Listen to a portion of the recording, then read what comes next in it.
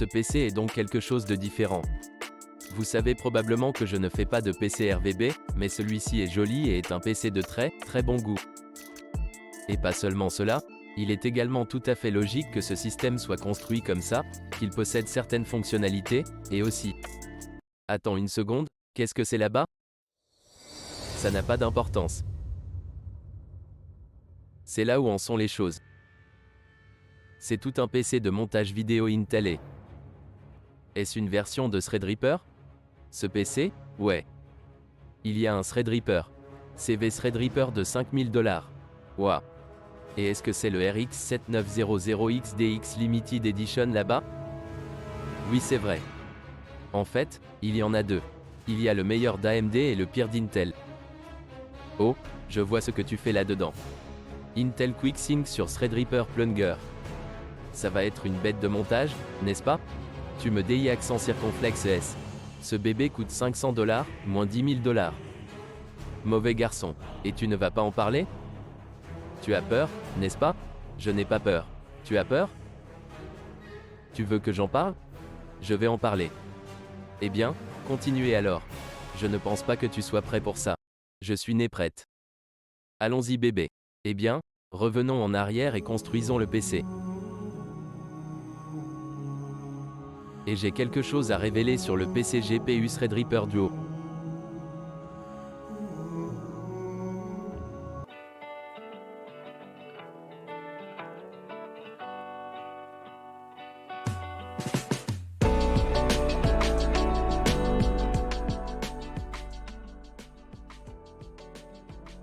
Ils vous invitent à passer leur test psychologique et à participer à leur concours de Noël. Pour participer, il vous suffit de cliquer sur le lien dans la description de la vidéo ci-dessous et de répondre à quelques questions simples. La réalisation du test ne prend qu'une minute environ. Une fois le test terminé, vous pourrez trouver votre trait de caractère par groupe d'équipe. Apparemment, je suis un fanatique de gear. Eh bien, je ne peux pas dire que le test n'a pas fonctionné. Allez découvrir votre trait de caractère et n'hésitez pas à partager les résultats sur les réseaux sociaux. Et n'oubliez pas de faire défiler la page plus bas et de participer au concours. Vous pouvez gagner l'un de ces 5 prix ici. Découvrez le groupe d'équipe et leur événement de Noël. Déterminez votre caractère intérieur grâce au lien dans la description vidéo ci-dessous. Et n'oubliez pas de participer au concours.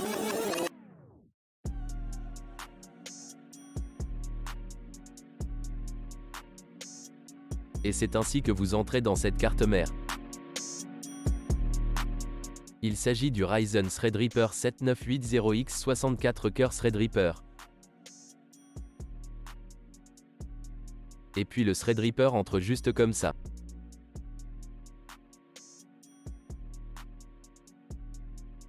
Ensuite, nous retirons le cache de la prise. Vérifiez qu'il n'y a rien à l'intérieur. Rien non plus sur le CPU. Ensuite, lorsque cela sera fait, nous cliquerons simplement dessus. Ouais, ça a l'air bon. Maintenant, il est très important que vous utilisiez cette clé réelle incluse, car elle est dotée d'un embrayage de sécurité pour mettre exactement la bonne tension dessus, même si vous pourriez obtenir comme un kit iFixit qui a potentiellement le même type d'extrémité là-bas. Et vous pourriez utiliser le tournevis ici. Mais non, non, non. Ce n'est pas une bonne idée. Parce que vous pourriez trop ou pas assez serrer la vis, ce qui n'est pas bon. Maintenant, pour cette version ou pour les critiques de processeur, AMD a en fait envoyé un Aion ZXT Kraken 360 mm, pour lequel je devrais utiliser ce support. Vous savez, nous le mettions là-dedans juste comme ça. Mais ce que je n'aime pas et pourquoi je ne le recommande pas, c'est parce que cela ne couvre pas l'ensemble de l'IHS.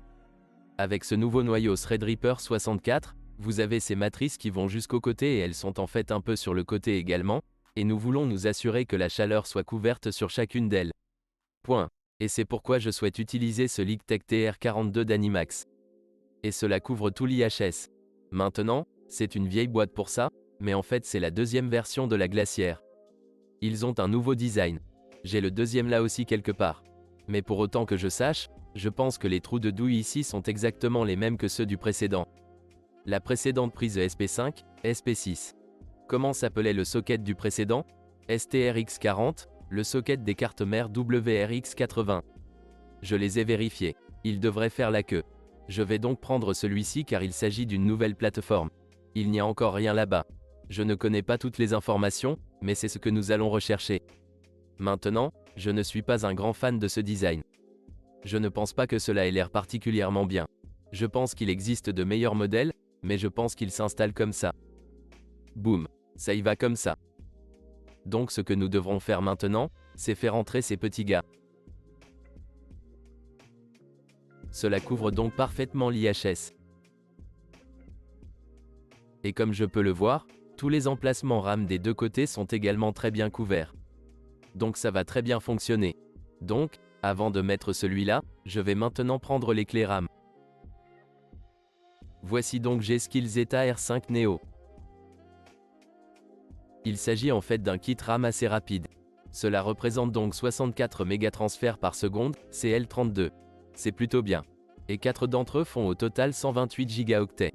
Gardez à l'esprit que cette plateforme prend en charge en réalité 1 teraoctet sur cette carte mère de RAM.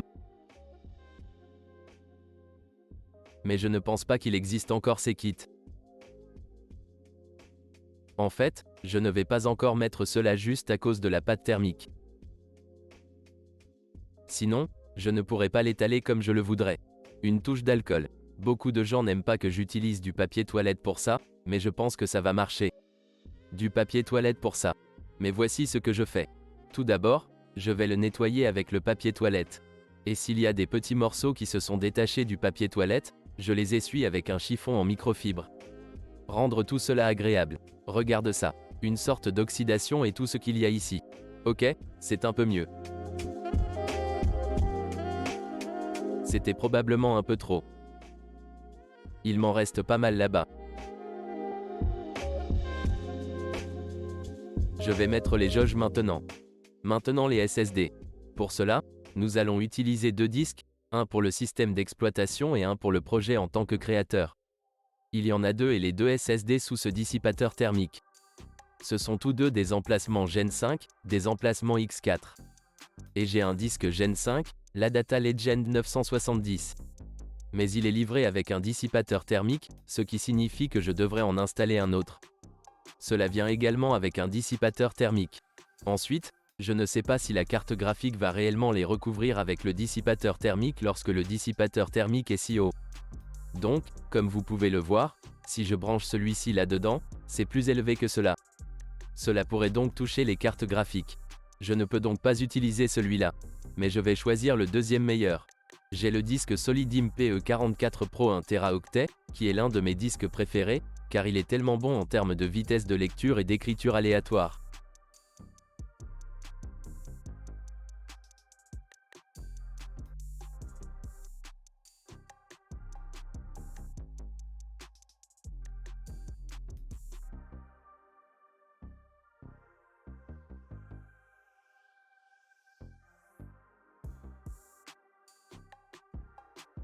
Et pour un lecteur de système d'exploitation, c'est le lecteur parfait pour cela. Le conduire tous les jours pendant les 5 prochaines années.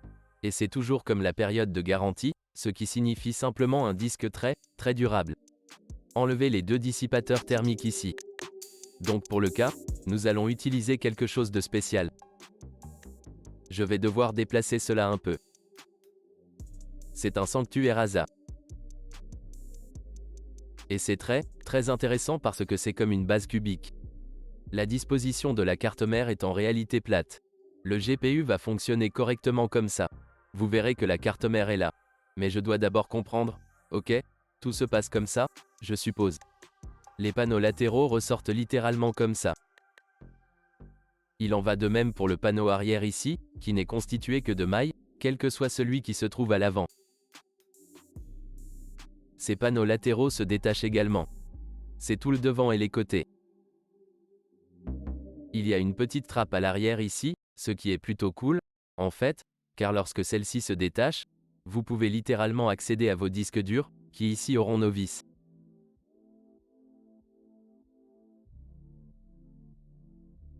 J'espère qu'il y a aussi des instructions à l'intérieur.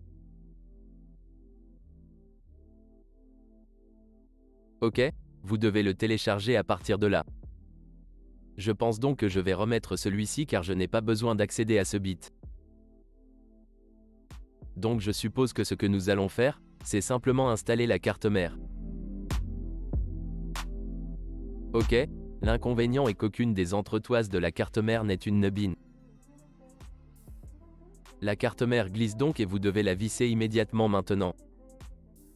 Ok, et maintenant cet AIO pourrait aller dans cette direction, par exemple, et il pourrait souffler de l'air à l'intérieur, puis cela pourrait souffler l'air.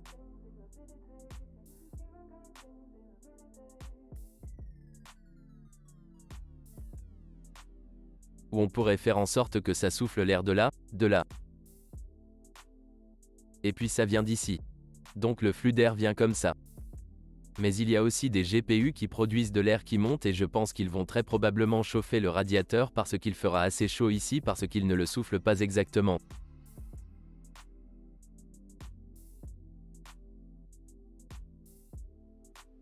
Donc, si nous pouvons le faire entrer d'ici, puis sortir de là, puis aussi par les côtés, puis sortir de là, ce qui, pour le moment, semble être la bonne orientation.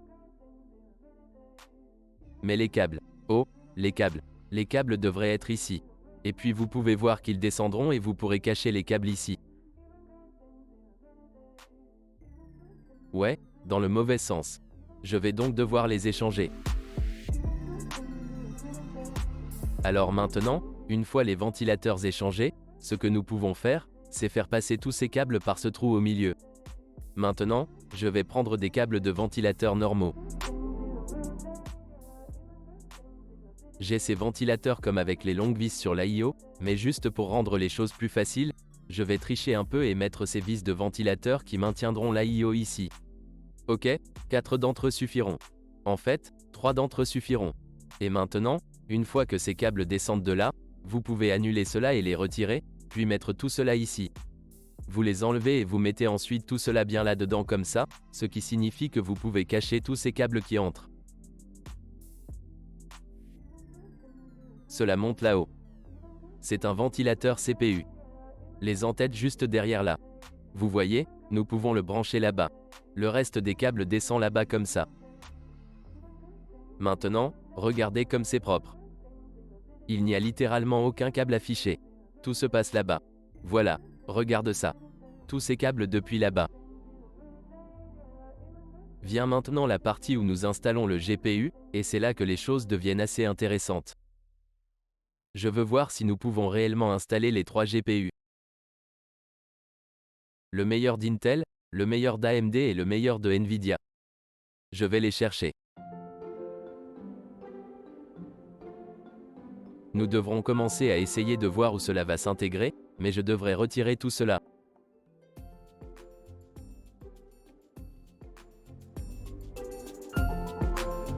Ok, ce qui est intéressant ici, c'est que l'avant est composé de 16 emplacements, soit 16 emplacements, et puis jusqu'en bas, cela fait 16 emplacements. Mais l'emplacement 16 en bas ne prend qu'un seul emplacement car ce petit morceau sur le côté ici gênera. Alors, oui, voyez-vous, si vous mettez quelque chose en bas, vous ne pouvez pas le faire entrer. Essayons ceci d'abord. Donc, si nous allons jusqu'en haut, vous ne pouvez en fait pas penser que vous pouvez brancher quoi que ce soit ici, dans l'emplacement secondaire. Ce sera très serré. Nous avons AMD. Il s'agit de la Radeon 7 9X-DX. Ok, intégré ici.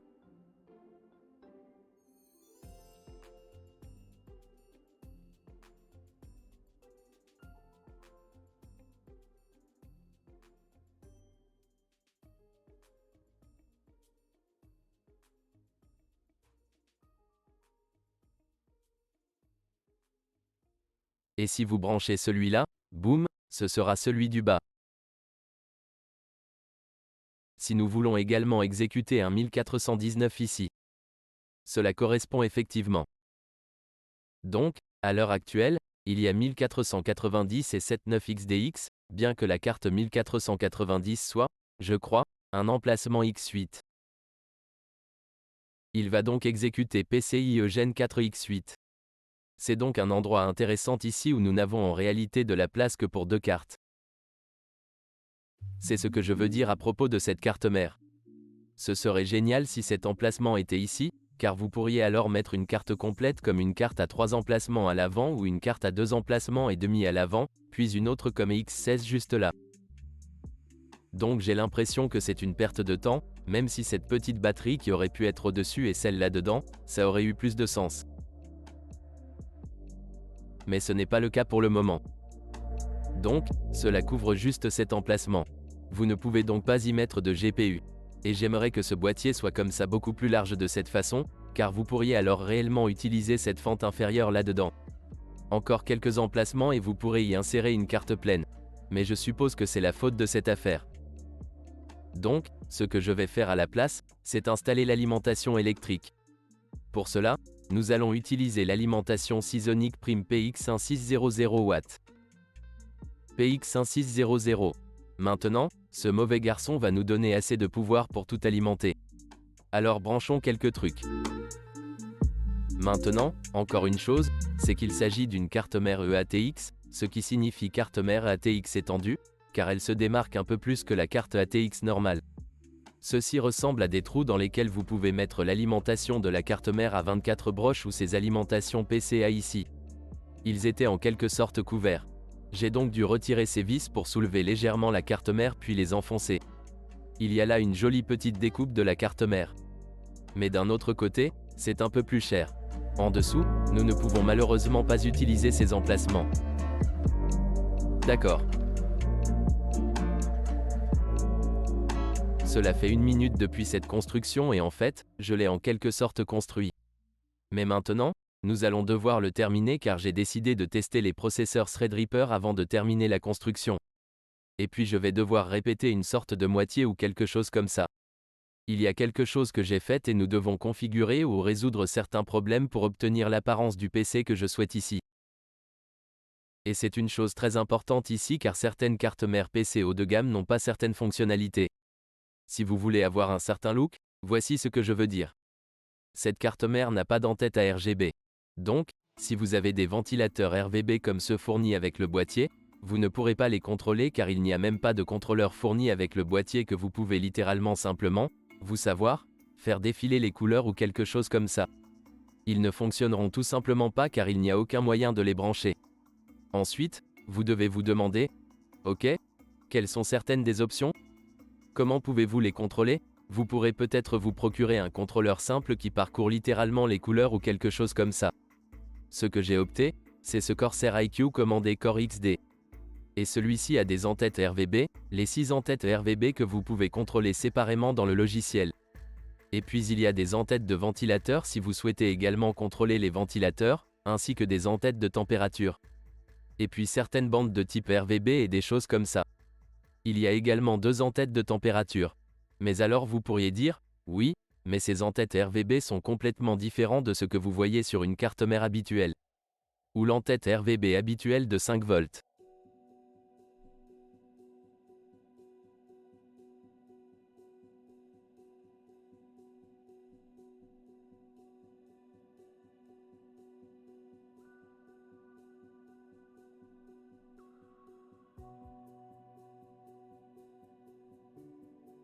Et c'est pourquoi j'ai acheté ces petits câbles convertisseurs.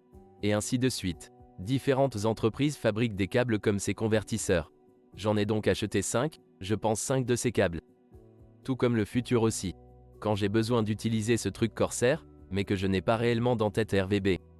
Si vous voulez le faire avec cette carte, par exemple, vous devrez utiliser quelque chose comme ça.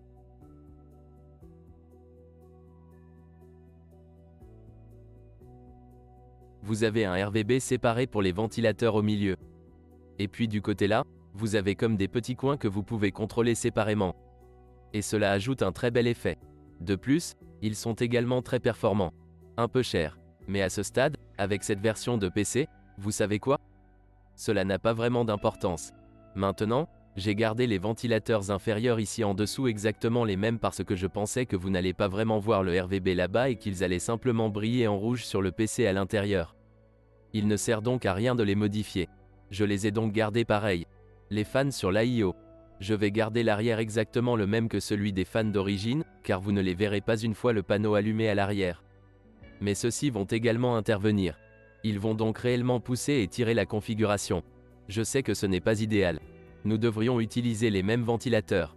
Mais honnêtement, pour le moment, ça va. Et puis nous allons pousser l'air vers l'intérieur, puis il sort par le côté. Ainsi, le flux d'air entre par le côté puis ressort par l'arrière. Je veux créer une pression atmosphérique positive là-dedans. Il y a également une certaine gestion des câbles. Mais maintenant je sais que tout fonctionne. Et maintenant, je dois retirer le Threadripper à 32 cœurs et remettre le 64 cœurs. Retirer le GPU de test, puis insérer les bons GPU. Alors allons-y, ok? Donc le processeur est maintenant réinstallé, puis le RVB et le connecteur de pompe semblent bien circuler et assez bien cachés également. Alors maintenant, installons les GPU et nous allons en fait utiliser le Radeon 7900 XTX ici. Et cela ira à la première place. Détachez un peu la carte mère ici pour faire glisser les 3 câbles d'alimentation à travers ce trou à l'intérieur.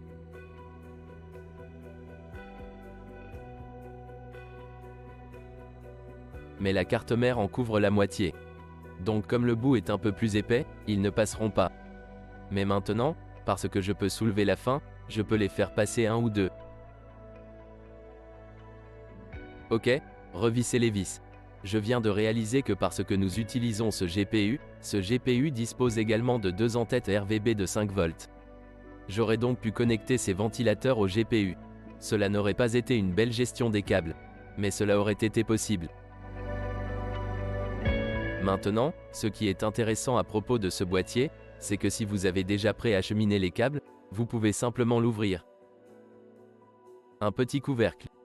Et puis faites exploser vos SSD ou disques durs de 3,5 pouces, verrouillez-les simplement là-dedans. Et vous y avez un accès assez facile, ce que j'aime beaucoup. Il ne nous reste plus qu'à remettre les panneaux de verre et de couvercle en place. Pouvez-vous voir comment ils sont coupés de ce coin? Et puis les GPU y sont en fait très similaires. Branchez l'alimentation. D'accord. Moment de vérité. Cela épuise la mémoire et d'autres choses en ce moment. Le flux d'air devrait donc être celui de ces ventilateurs en dessous, qui aspirent l'air d'ici et de l'arrière ici, car il y a des panneaux en maille à l'intérieur. Donc, il entre là-dedans, le pousse vers le haut, puis il pénètre également à partir d'ici. Et puis poussez-le par l'arrière. Si vous l'avez sur la table, c'est plutôt bien. Je fais également partie des prises casque et micro USB type A de type C séparément ici. Donc publication. Oui. D'accord. Oh. Le PC est donc construit maintenant. Il y a eu quelque chose entre les deux depuis le dernier clip, mais ce que nous voulons savoir maintenant, c'est quelle est la qualité de ce PC? Comme vous pouvez le constater, nous y sommes. Si nous allons dans le gestionnaire de tâches, nous pouvons voir le Threadripper 7980 par 64 cœurs. Regardez tous ces fils là-bas. Il se passe plein de choses. Mémoire 128 Go, 4 emplacements 6400 mégatransferts par seconde, 2 SSD, 2 cœurs. Nous avons également le GPU Intel Arc et la Radeon 7900 XDX. Ouvrons donc le moniteur matériel et voyons quelle est la qualité du processeur dans Cinebench uniquement. Ok, alors c'est parti. Es-tu prêt pour ça? Multicœur? Boum.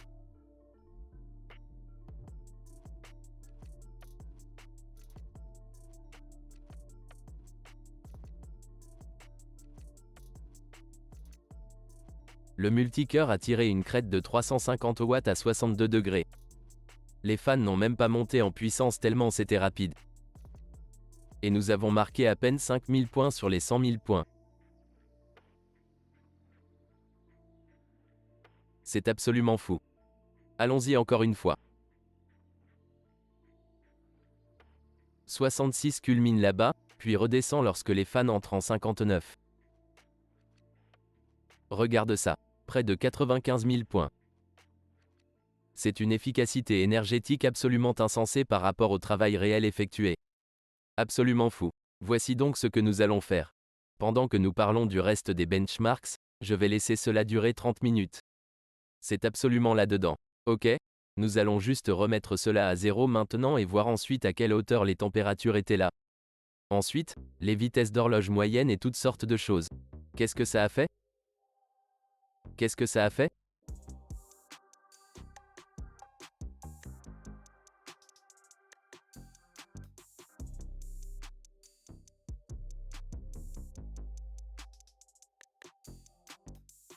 Qu'est-ce que ça a fait? Alors voici le problème. Si vous envisagez d'utiliser un GPU très similaire à l'iGPU, ce que nous avons sur les systèmes normaux, vous pouvez alors obtenir des performances de chronologie absolument insensées, puis également des performances de rendu pour le GPU AMD lorsqu'il l'utilise. Mais voici quelques mais. La configuration n'est pas aussi simple qu'on pourrait le penser, et le logiciel ne sait pas vraiment quel GPU utiliser. Je testais donc Premiere Pro 24 sur ce point et je voulais voir, ok, si nous exportions simplement un projet massif, quelle serait la différence entre avoir le GPU Intel ou ne pas avoir le GPU Intel?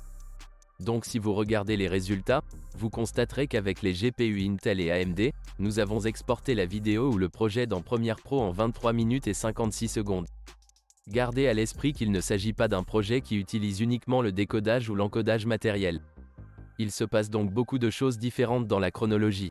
Certains codecs BRAW, certains graphiques HO264, HO265. Donc, si le logiciel était suffisamment intelligent, il utiliserait le matériel approprié à différentes parties de la vidéo pour l'encoder et l'assembler, si cela a du sens. Mais maintenant, je me suis dit, ok, essayons sans le GPU Intel. J'ai débranché le processeur Intel, le GPU, désolé, puis j'ai refait le même test et je l'ai exporté. Mais maintenant, nous exportons la vidéo en seulement 13 minutes et 25 secondes. Nous avons donc réduit cela de presque la moitié du temps de rendu en n'ajoutant pas le GPU Intel, ce que j'ai pensé, ok, c'est aléatoire. Pourquoi l'export favorise-t-il le GPU Intel par rapport au GPU AMD? J'ai donc pensé, essayons les performances de la chronologie, car nous avons effectué les tests de charge de la chronologie Premiere Pro sur la chaîne. Je sais donc qu'il existe différents codecs qui fonctionnent sur différents matériels. Et lors des tests sur la chronologie, le PC privilégie toujours le GPU Intel par rapport à AMD, même si à certains moments, AMD serait bien meilleur. Par exemple, certains des codecs haut de gamme, AMD serait bien meilleur, ou parfois même le processeur serait bien meilleur. Mais il souhaite privilégier le GPU Intel. Le GPU Intel ne dispose que de 6 Go de VRAM, contre 24 pour l'AMD. Ce qui est intéressant, c'est qu'il favorise presque toujours Intel par rapport à AMD, ce qui est légèrement intéressant. Et cela pourrait être exactement la façon dont Adobe fonctionne avec cela, ou peut-être que cela n'est pas utilisé ou réellement optimisé pour les systèmes multi-GPU dans Premiere Pro. J'espère vraiment qu'Adobe va résoudre ce problème, ou peut-être que je vais m'accorder le bénéfice du doute. Et peut-être que j'ai fait quelque chose que je ne savais pas comment faire, ou que ça marche d'une manière ou d'une autre. Comment? Je ne sais pas, il y a un endroit quelque part, mais je n'ai pas trouvé ça. Je n'arrivais pas à le faire fonctionner. Si quelqu'un le sait, faites-le moi savoir dans la section commentaires ci-dessous. Mais j'espère qu'Adobe corrige ce problème maintenant, car plus nous avons de GPU Intel bas de gamme où nous pouvons simplement les ajouter dans le système, même sur des cartes Nvidia similaires, le moyen idéal serait d'y mettre un 1490, une carte AMD là-dedans, une carte Intel là-dedans. Et si le logiciel pouvait utiliser, vous savez, utiliser les meilleures parties de tout le matériel, alors ce serait le monde idéal. Alors pouvons-nous obtenir Intel QuickSync sur Threadripper? Oui, mais cela pourrait avoir pour conséquence de perdre certains des meilleurs GPU. Par exemple, si nous y installions un A770 avec plus de VRAM, nous aurions moins de goulot d'étranglement, mais il utiliserait quand même davantage la 770 que le 7900XDX, ce qui serait en fait meilleur dans de nombreux cas. Et aussi, si vous y réfléchissez, Intel a des moteurs double média et AMD a des moteurs double média. Si Adobe pouvait utiliser tout cela, nous pourrions obtenir des performances d'encodage vidéo insensées.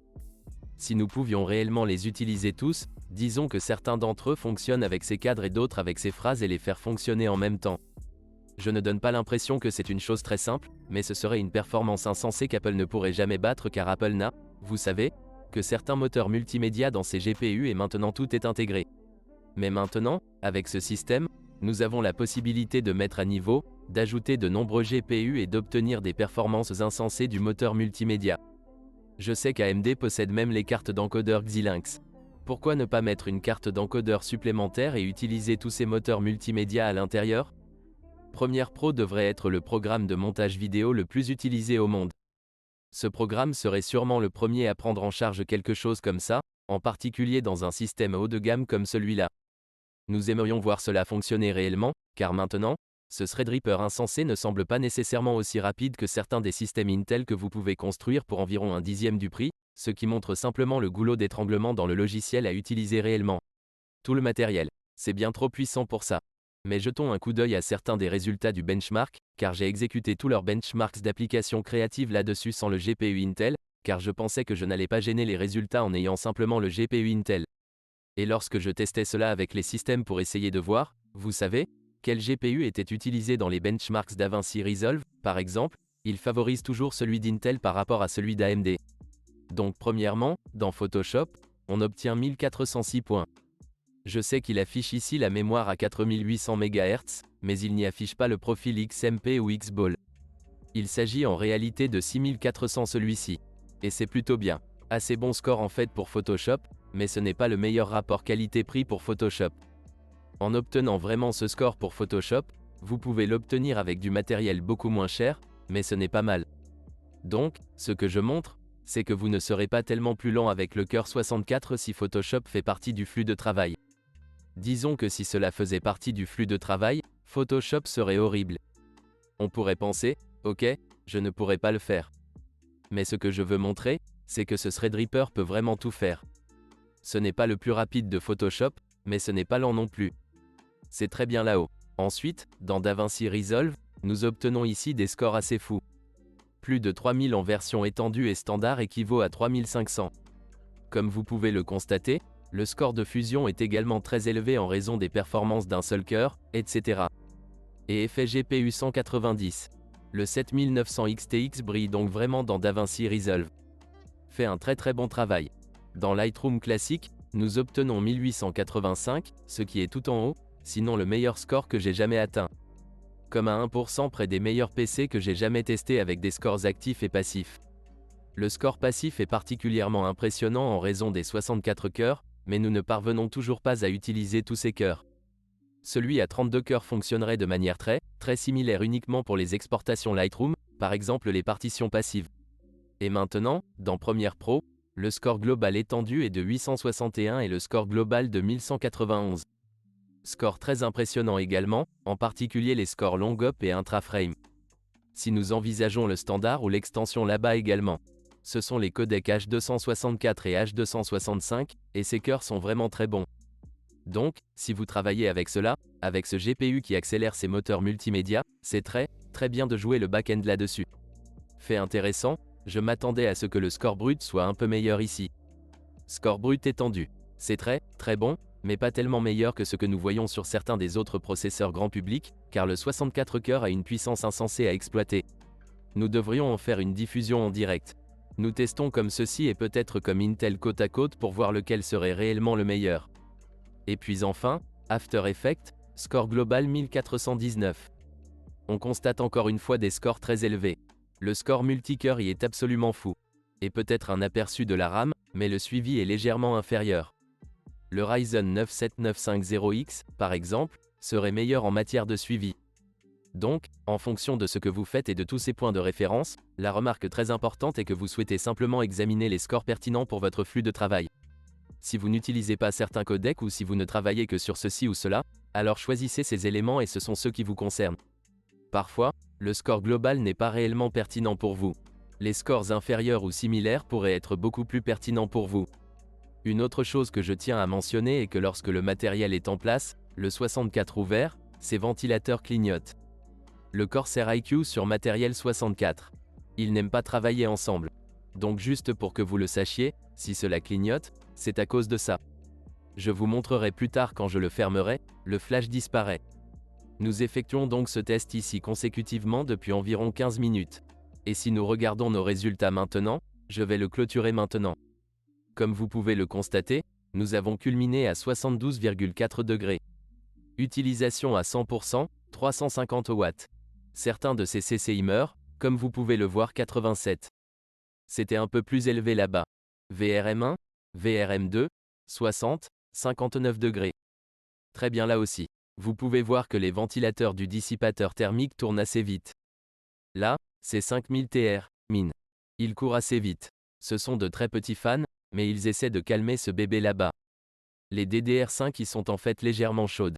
73 également. 75 maximum, environ 70 degrés comme vous pouvez le voir là-bas. Où sont-elles? Oh ouais, ce sont ceux qui sont à côté des VRM en haut.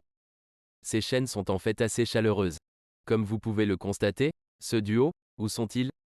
Ils se refroidissent maintenant, mais 73,8 et 60. Vous voulez avoir une bonne circulation d'air sur ce boîtier.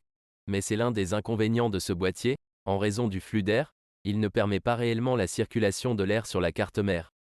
Il n'y a donc rien qui souffle vraiment sur les VRM, seulement les ventilateurs à cause de cette configuration définie.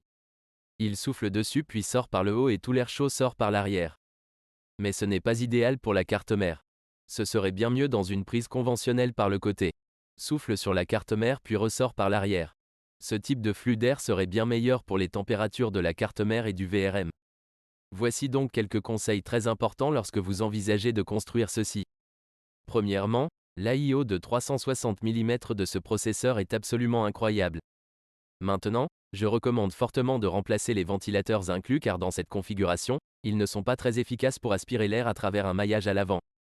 Ils sont peut-être bons s'ils sont montés sur le dessus et qu'il y a une circulation d'air libre et qu'ils le poussent simplement par le haut. Mais dans cette configuration, ils ne sont pas très bons. Le haut plutôt que l'admission par le haut, car vous auriez alors un meilleur flux d'air. En ce moment, j'ai l'impression que cela se mélange là-dedans avec trop de turbulences et que le flux d'air n'est pas aussi optimisé que si nous avions juste une admission à partir de là. Et puis je prends par le haut et je sors par là. Troisièmement, je pense que c'est un cas très intéressant. Ça a l'air plutôt cool. Il possède de nombreuses fonctionnalités d'utilisation que j'apprécie. Je pense que le panneau avant ici et lorsqu'il est posé sur le bureau, il a l'air très bien. Mais peut-être le prévu. L'option n'est pas très bonne, mais il est très facile de modifier certaines choses ou d'ouvrir les panneaux latéraux. Si vous souhaitez accéder à quelque chose ou si vous souhaitez simplement réparer quelque chose très rapidement, il est assez simple de le faire et d'ajouter ou de supprimer des disques durs. Très sympa aussi. Maintenant, je pense que c'est la fin de la vidéo. Eh bien, vous vous trompez peut-être car la fin arrive très soudainement. Une fois que vous avez consulté les liens dans la description ci-dessous, il y a une dernière chose très importante dont je veux que vous vous souveniez car cela va tout changer. Comment allez-vous construire les pièces si vous comptez les construire ou non? Donc, très important, rappelez-vous cette chose numéro 1 qui est très cruciale, ne jamais le dire.